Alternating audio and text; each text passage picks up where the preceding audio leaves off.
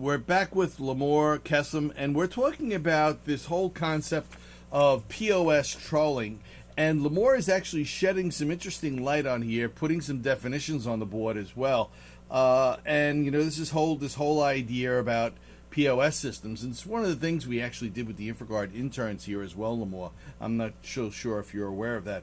We actually went out and we purchased from the Bowery from a restaurant reseller, a point of sale system, and we were hoping for the most corrupt system that we could possibly get our hands on. And well, we did it for a reason, you know, as I'm sure you're aware of. You know, just so that the students could learn from that, pull it apart, do a full examination of it, you know, sort of like an autopsy, and put it all back together again, and you know, make Humpty Dumpty whole. But you know, this is another important, you know, piece of the pie here. You know, that whole Wi-Fi, how do you connect to the internet kind of deal. And I think you're absolutely right about the level 4 merchants, the local dry cleaner, the local deli, or something like that. You know, they're not as concerned as other people are. But don't let me steal your time here. Keep going. What else you got for us? Well, I was going to tie into what you're saying just when we began. You said that this is not really about the POS system anymore. This is about accessing the information that goes from the POS to the servers and the data that's streamed in the connection. So Eric Rasmussen, it's a special agent within the cyber intelligence section of the U.S. Secret Service's Criminal Investigative Division, said that most card fraud incidents today stem from the POS hacking, and what happens there is the remote access to the back house server. So again, it's not really the POS getting hacked, but rather the server that contains the data, which is what fraudsters are really going after. And he was saying that during the RSA conference. Yeah, yeah, without a doubt, I got you on that. You know, we've got Bill Murray coming up on the chat here, and Bill is putting out there that the IBM X-Force trend and risk report, the Trustway Global Security Report, the SOFA Security Threat Report, the Semantic Internet Security Report, the Verizon, all of these different reports, including RSA. Everybody is pointing to this lowest hanging fruit, and this is probably this level 4 merchant that's out there today. You know, as you're identifying. Yeah, and actually, Joe, I prepared a section here to also go through a little few bits of mitigation, how to protect, you know, even home users or small businesses, how they can protect themselves. So, although packet sniffing in general and Wi-Fi sniffing specifically are difficult to detect, there are still steps that can be taken to mitigate the risk of the exposure of the point-of-sale system data, the payment processing servers, where the card holder is being stored, where it's, you know, the relays it's being transmitted to and from.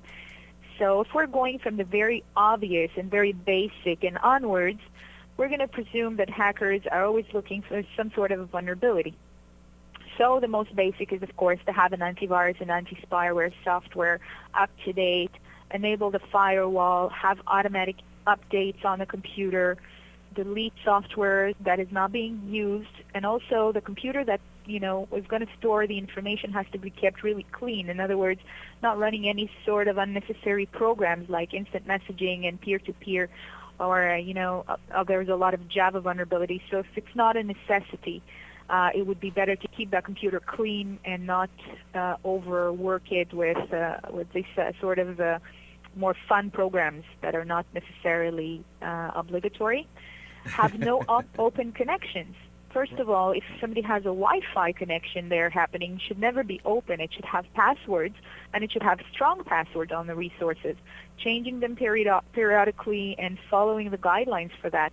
People that don't have the password are not going to be able to eavesdrop on the Wi-Fi signal. So that's already helpful in, you know, one layer of security. The POS systems a lot of times need remote access for system repairs, like from the company that upkeeps them. And there as well, they should not be using the default passwords like admin, or, you know, they should use strong passwords to make sure that the people who are going to access the system remotely are the ones that are intended to get to those systems. Make sure that network device administration is allowed only for internal local area network and for a single IP user. again, to limit who can end up getting on that network. Utilize encrypted protocols for the data. That's very basic. Implementing the WPA2 encryption to make it hard for the attacker to get network traffic. And that's Wi-Fi Protected Access. It's a certification program developed by the Wi-Fi Alliance to indicate compliance with security protocols for Wi-Fi.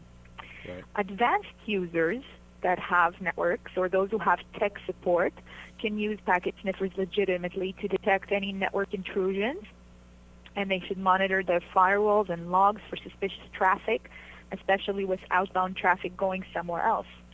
So there are a few things that they can do, and the most important thing, payment system attacks are not going to go away. They're only going to increase, and we're going to see them happening more and more, especially with, always coming up with new payment options. So education for the merchant and their employees, keeping up with what's going on, being compliant, knowing the risks, is something that can take them a long way forward.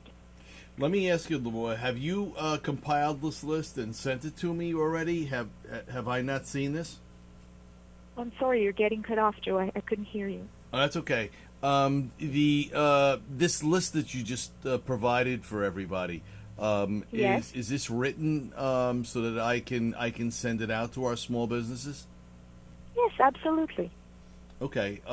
Do I have it already, or are you going to send it to me? No, I can send it over to you. Yeah, no, it's a great list. We can send it on to the chambers of commerce here in New York City and let them work on that. Okay, wonderful. All right. Is that it? Yes, sir. Okay, well, terrific. That was, folks, that was Limor5 from RSA, the security division of EMC, and this is their fraud research labs over in Israel. And Limor, we appreciate you coming on the program today and giving us all this information. I'm gonna pass this video over to the chambers as well, because I think they would do well to listen to this entire thing. Sounds great. Okay.